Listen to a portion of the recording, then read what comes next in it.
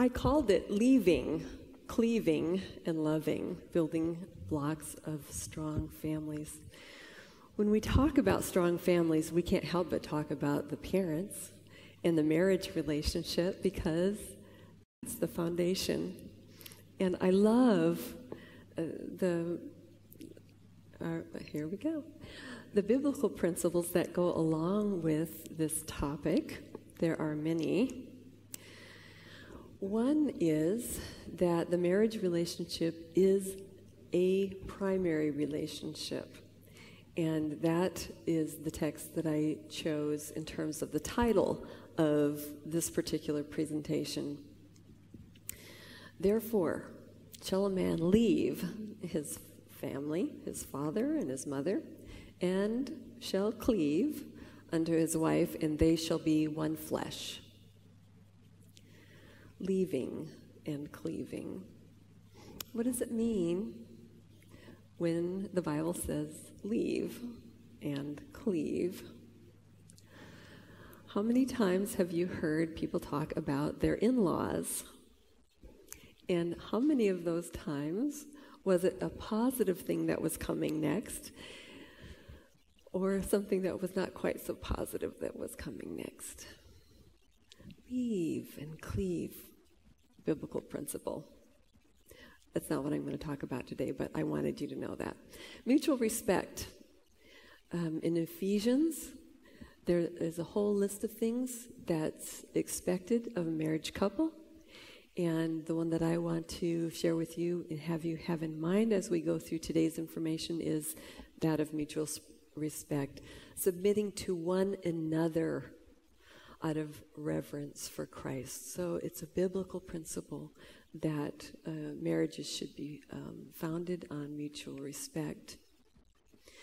Also, biblically, we would expect that marriage would be exclusive and lasting. And the famous verse that you see in relation to this is Malachi 2:16. What I want to emphasize today isn't that divorce should never, ever happen, but rather the reason behind God hating divorce. And the reason that God hates divorce is not because it's a rule-based thing, but rather because divorce is painful, and God doesn't want his people to be hurting. And so that's why God hates divorce, is because he hates to see us in pain. There are times when divorce is better than death. My expertise actually is in domestic violence in the Adventist Church. I've done 3 studies in this area. And when we were exploring the different topics for this camp meeting, I offered that as one, and they said, can't you talk about something happier than that? So strong families is what we decided on. However, in the context of domestic violence in the Adventist Church, one of the things that people are afraid of has to do with separation and keeping people safe. And we really do want to say that sometimes it's better to have someone safe than dead. So keeping people safe is an important thing, even though this principle of lasting marriage is a biblical principle.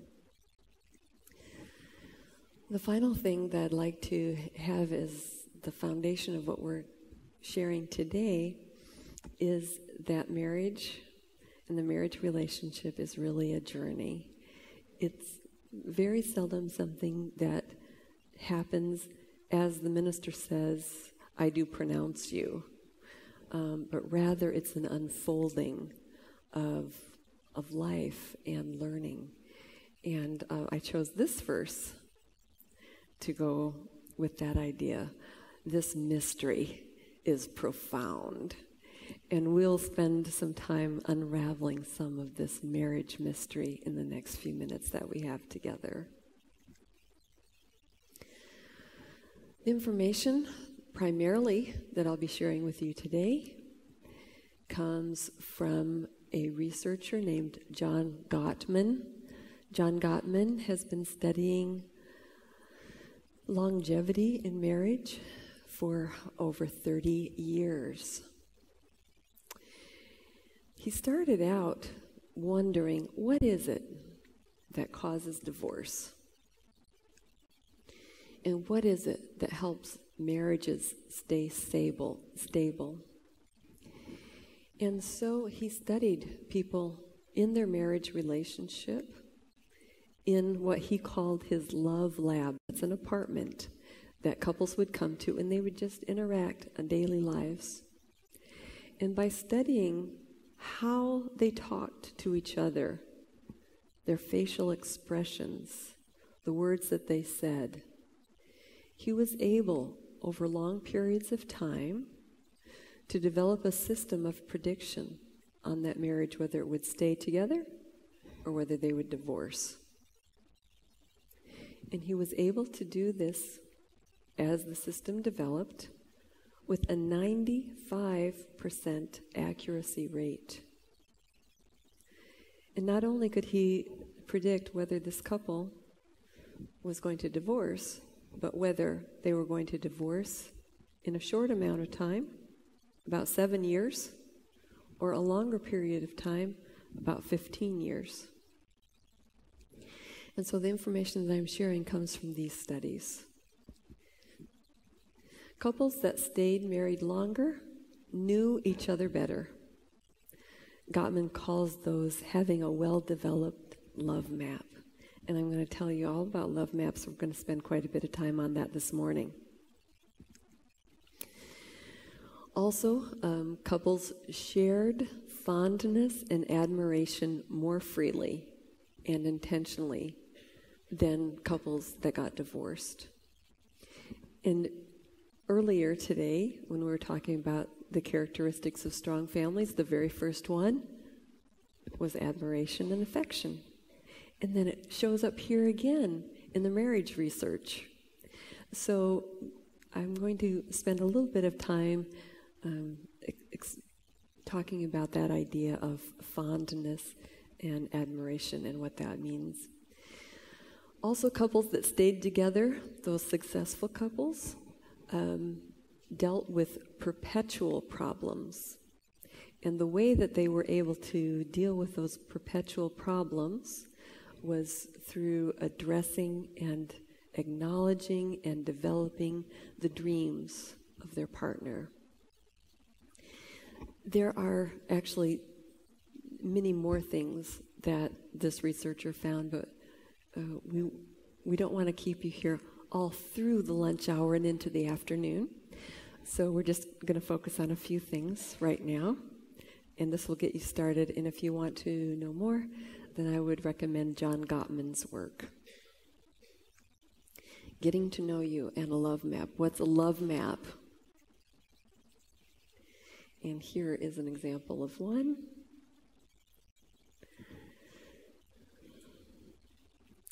A love map is the part of your brain where that very important information is stored about your spouse. It's a collection, a journal, a notebook of all the things that your spouse loves, likes, dislikes, wants to do, never wants to do, the things that you should remember, birthdays, anniversaries.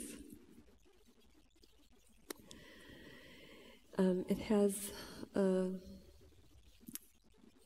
a table of contents with joys and fears and all of those things. And here is my husband.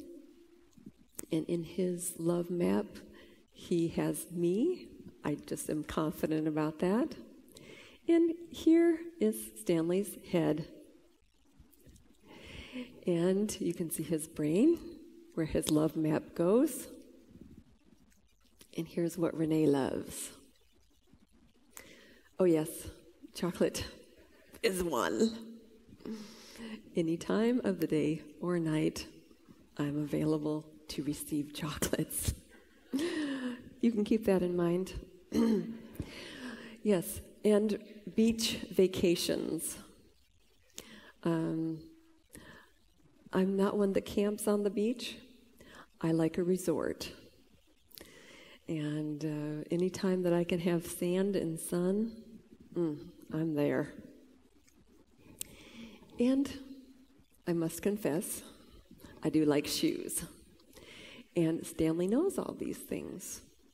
And so one of the things that keeps us going is the little things that he does or says that helps me feel special because he knows them. Here are some reasons why love maps are important.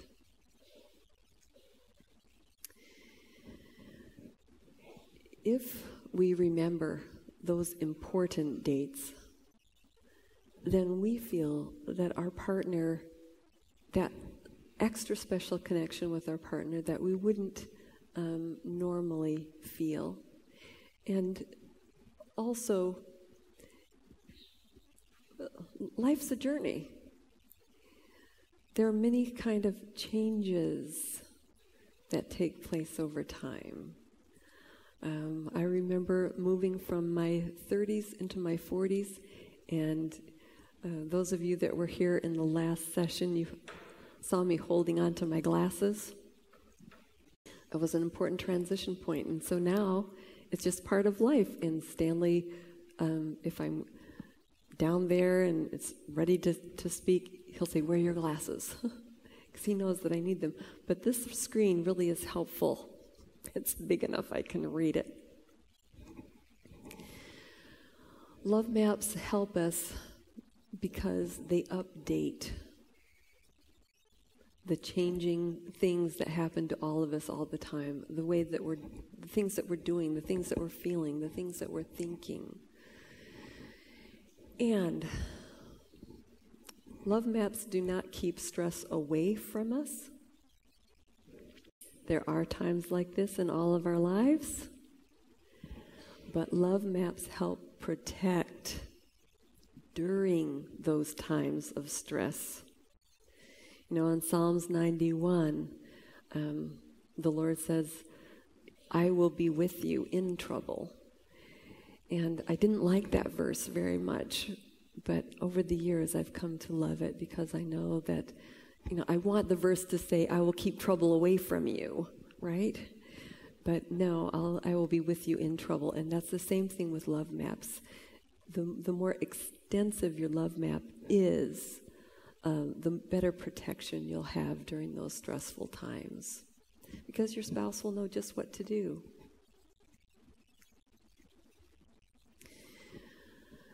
In fact, in times of crisis, even everyday crises. Now, you wouldn't think that having a child is a time of crisis. You might not really identify it as a crisis, but it is something that's impactful on the family.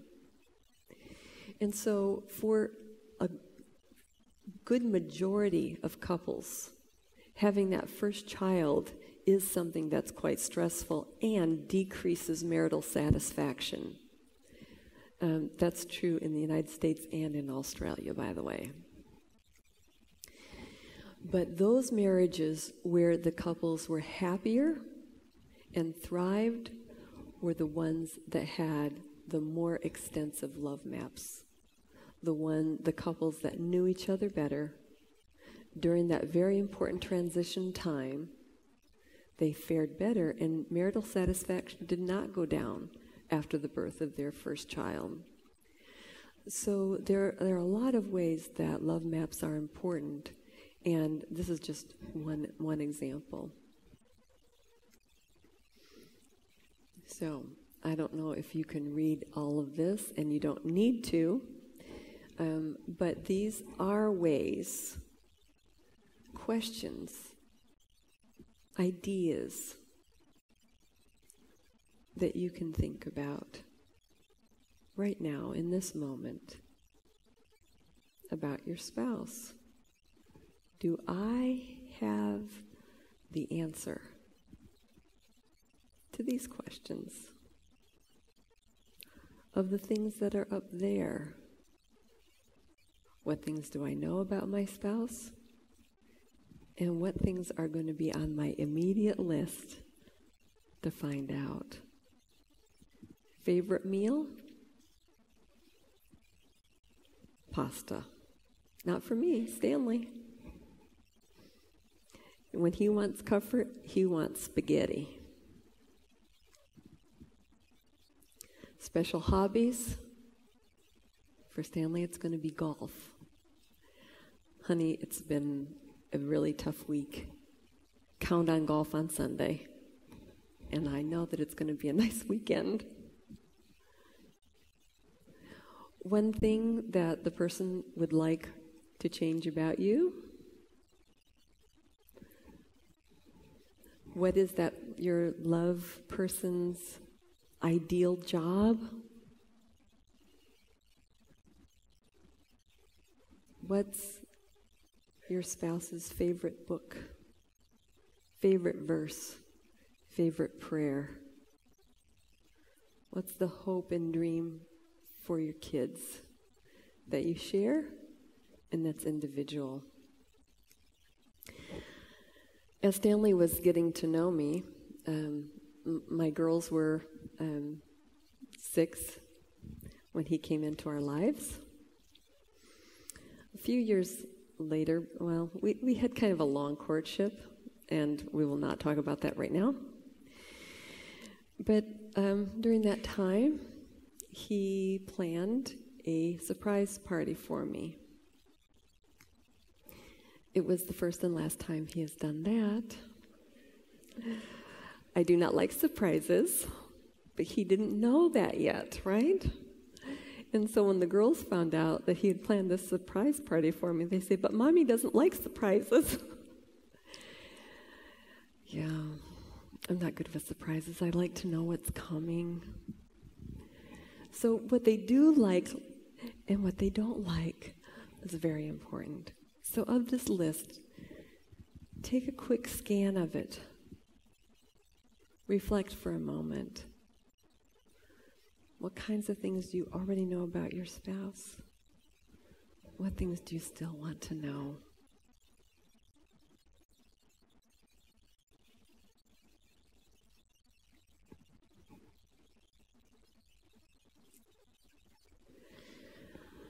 Okay, next from love maps to nurturing fondness and admiration.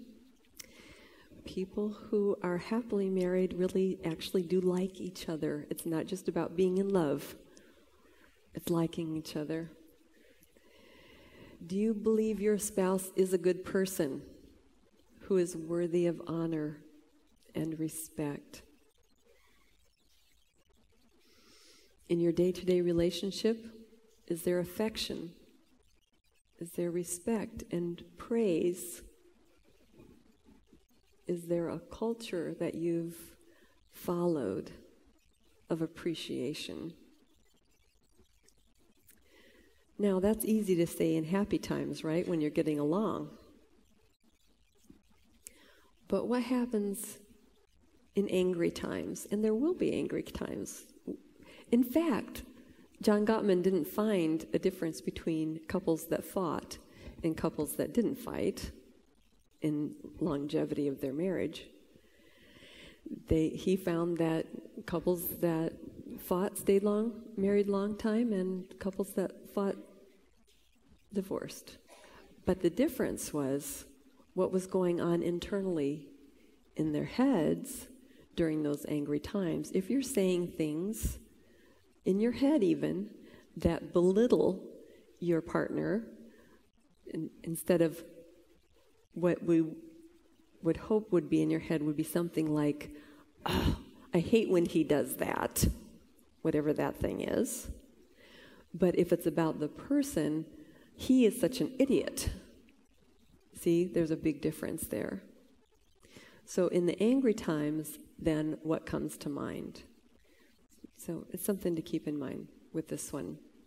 Something else that's going to help you in terms of nurturing that fondness and admiration is making sure that you have a series of touches, physical touches during the day. And researchers say at the 4 transition times of your day, one is waking up, another is leaving the house, and then coming back together and going to sleep. So the 4 transition times are the times that you'd want to make sure that you connect physically. And that increases oxytocin, and the brain wakes up, and you feel more connected to that person. And again, we just talked about strong families and love languages, and so this is just a review. Some ways that your spouse will want to receive fondness from you is by receiving gifts. Another is physical touch, and then acts of service. This is a really important thing for a lot of people. And the words of affirmation, we went over those in the last session, but just as a review, 2 important ways to affirm another person is by their actions they're doing. And that sounds like the first one, great job. I appreciate you getting me that water. I love it when you fix that spinach artichoke dip. I really appreciate you cleaning up the house before I got home. That was amazing. So affirmations for doing, and then affirmations for being. It has nothing to do with anything that we've done. It just has to do with that person that we are. So I care about you. I love you.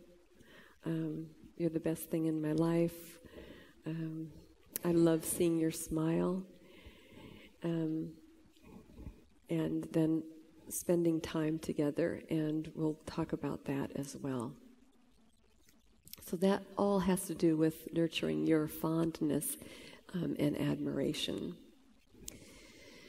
Then, dealing with problems. All marriages that I'm familiar with have problems that come up. In fact, research says that most marriages have about 10 problems that they deal with regularly that don't really get solved. 10 unsolvable problems on average.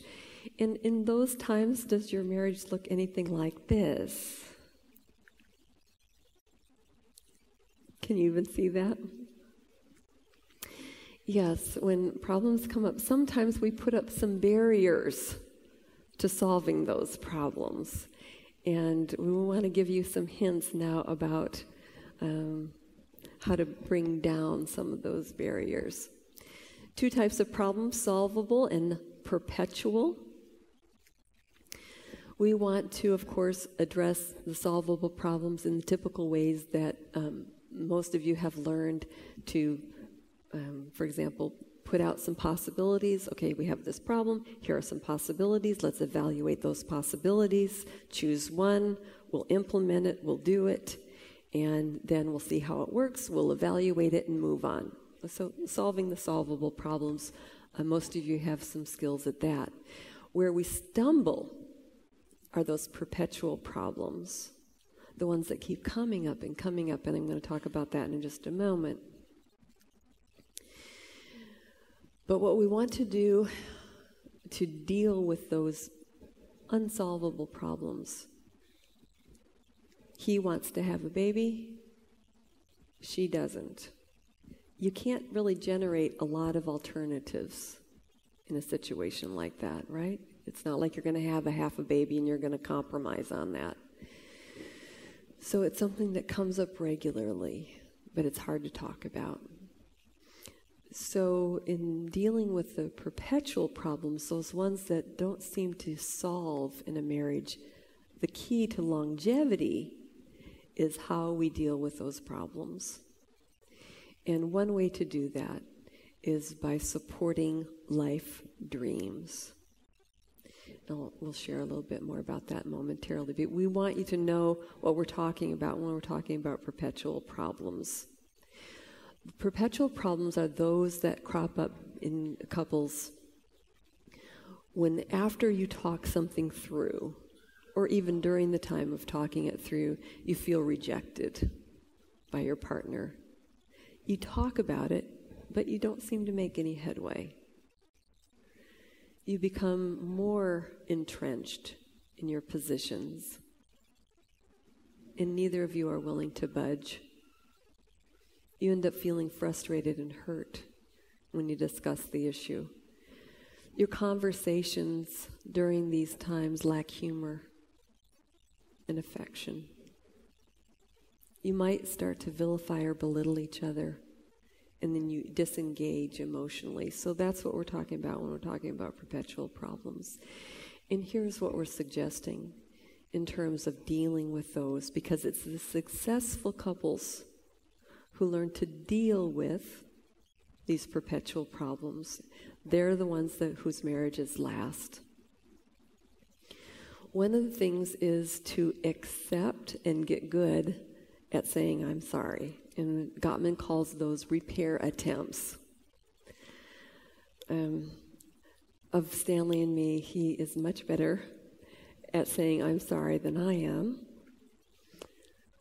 And I sometimes say it's because he makes more mistakes than I do. But I'm sure that's not true. It's just you have to practice at things that you're not good at.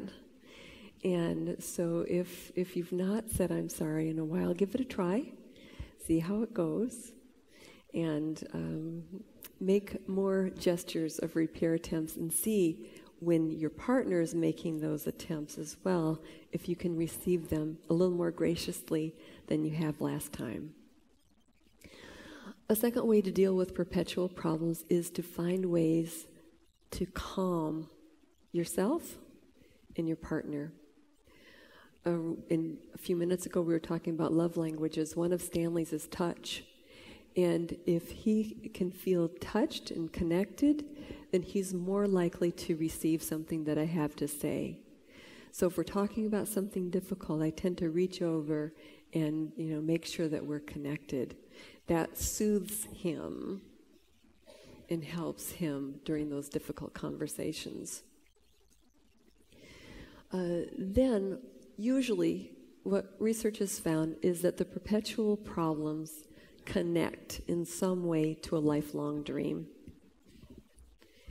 And if we can uncover those dreams, then we'll be better at dealing with and understanding those perpetual problems.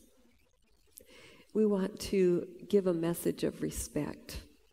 And if we don't understand the dreams, if we don't honor those dreams, it's hard to give that message.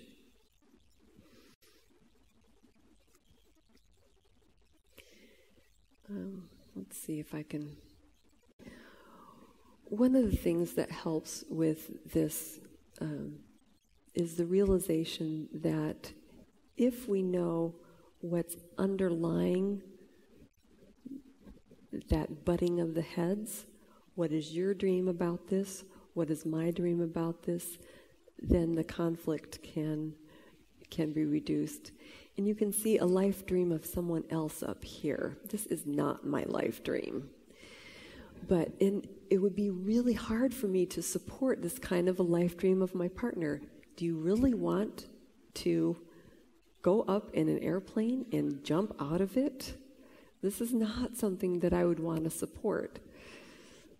Would I, if push came to shove? Maybe. Maybe not. So, in times of difficult conversations, here are some questions that will be helpful, or some things to think about.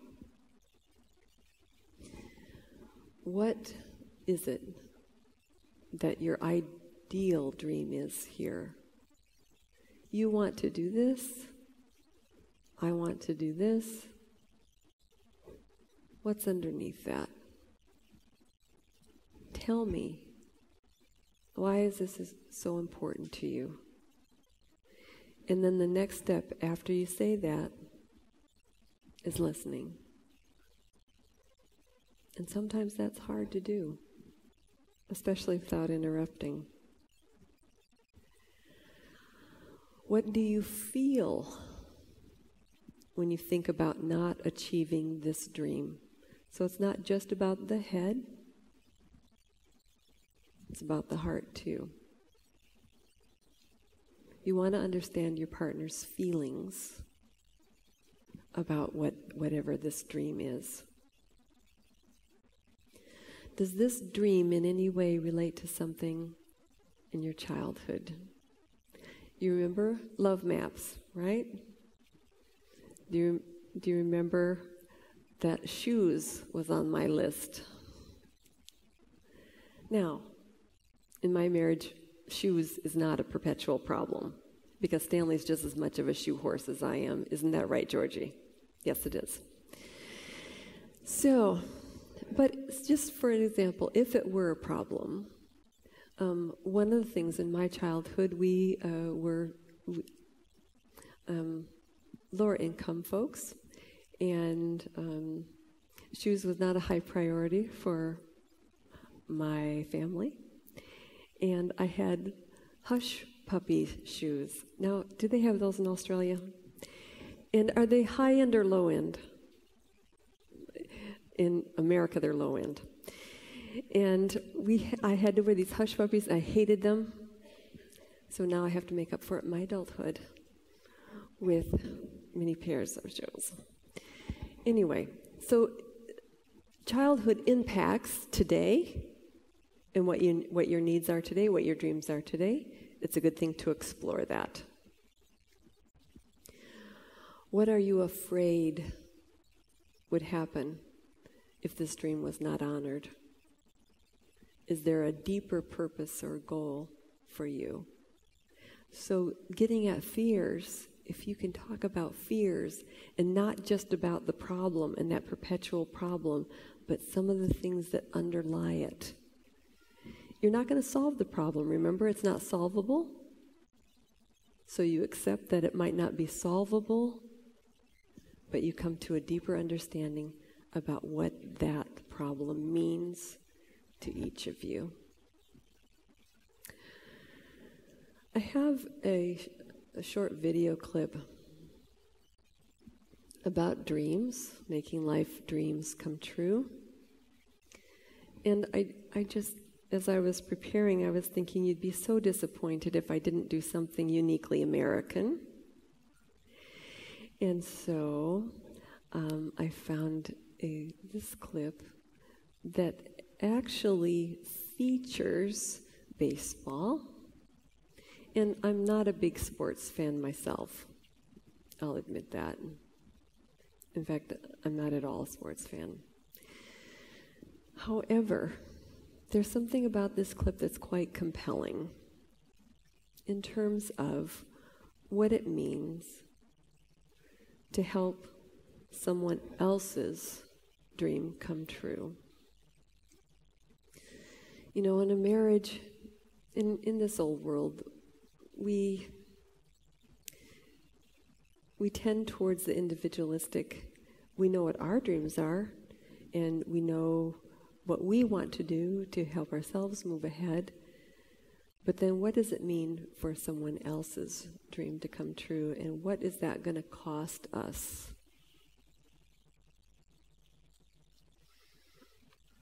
This clip features two teams.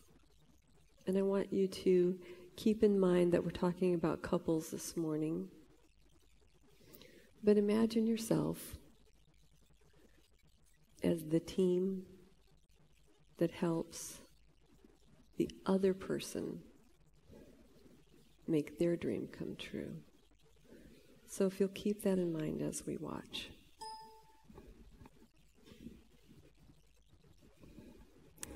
Hoping that this...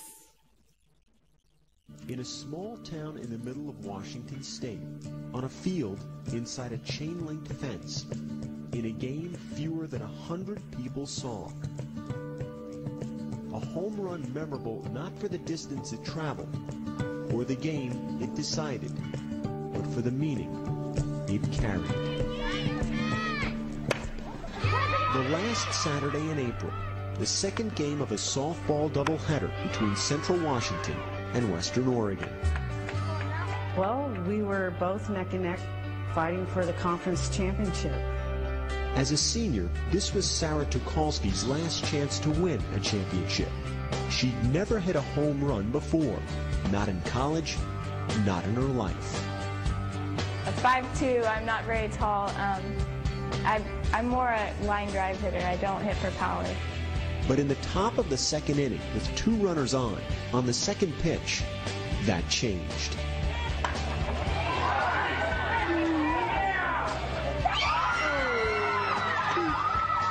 I hit that pitch and it just went.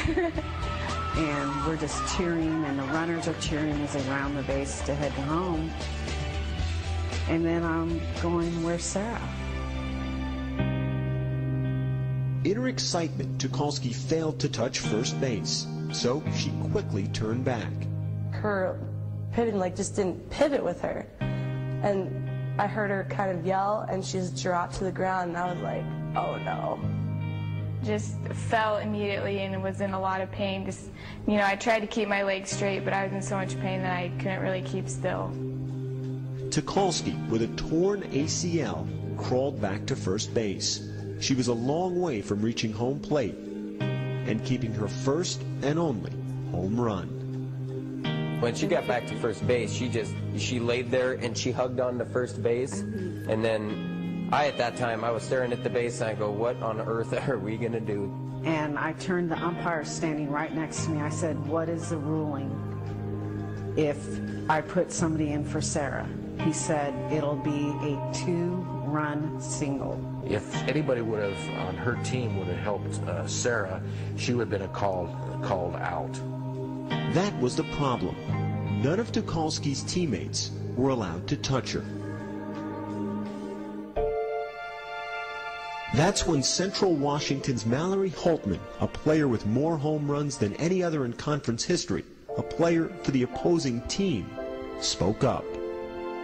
I went to the home plate umpire and asked if we could pick her up and carry her, and he looked at me a little strange. And the umpire went and said, yes, you can do that. I'm still standing there in shock. I said, thank you so much. We asked her, so is it okay if we pick you up and carry you around the bases? And I say yes, and and say thank you. And she says, you hit the ball over the fence, you deserve it. For that reason only, because she deserved it, Holtman and Wallace began to carry the injured Tucholsky, stopping to touch her left foot on each base as the 3 made their way around the diamond. We actually started laughing because we were just wondering what this would look like to all the people in the stands. When I looked up, I didn't see, giant smiles and screams. I saw emotion and tears and people crying. It's a great moment when someone has character to step up and do the right thing at the right time. That's the first home run of the season for number 8, Sarah Tucholsky. The fact is, I made my goal. I hit a home run, and it's my last at bat in my career, but I, made my goal, so I'm proud of myself.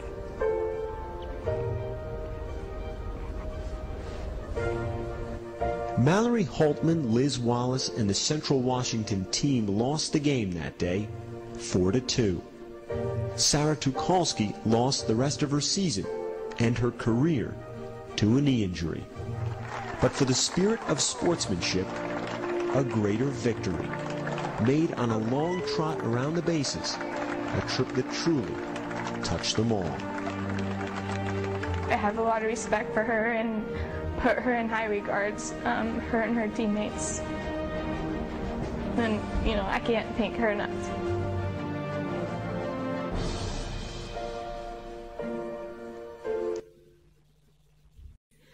So when is losing winning? What does it really mean to help make someone else's life dreams come true? And how can you apply that in your marriage today? Sometimes doing the more difficult thing and putting your partner's needs first is so very difficult. But when you have the greater good in mind, it can make all the difference, can't it? And then, in your relationship to your Lord, what does that look like in terms of turning over your dreams to what it is that the Lord is calling you to do?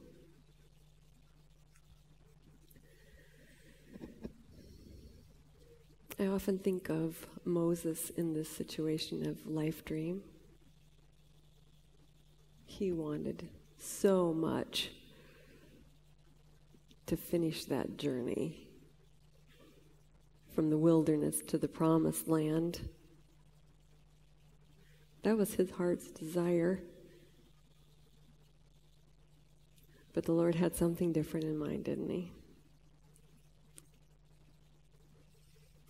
He took him on a mountain. He fell asleep momentarily and then went to heaven and is spending eternity with Jesus.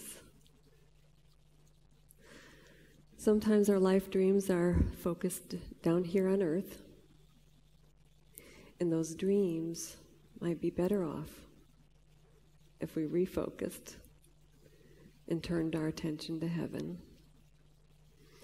So even though the research doesn't mention this, I want to, in closing today, that with your life partner, spend some time today talking about life dreams. If they're earthly focused, then talk about how you can move them to a heavenly focus. Include the Lord in your planning. Invite him to give you special insights on how to make your dreams hear his voice so you know his dreams for your life. I'd like to invite you to stand as we finish this morning's session, and we'll pray.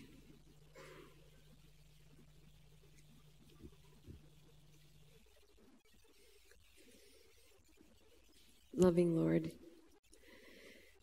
you are the dream of our hearts.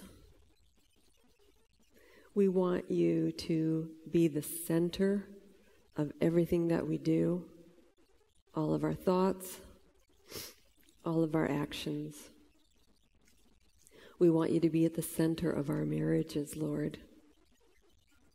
And we know that it's through you and your gifts and your power and your wisdom that you'll come in and change us and make us into your likeness.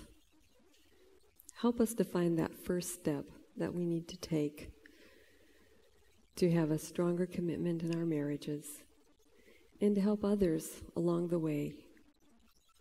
Thank you, Lord, for your goodness to us, the blessing of marriage, and bless us as we leave today in Jesus' name. Amen.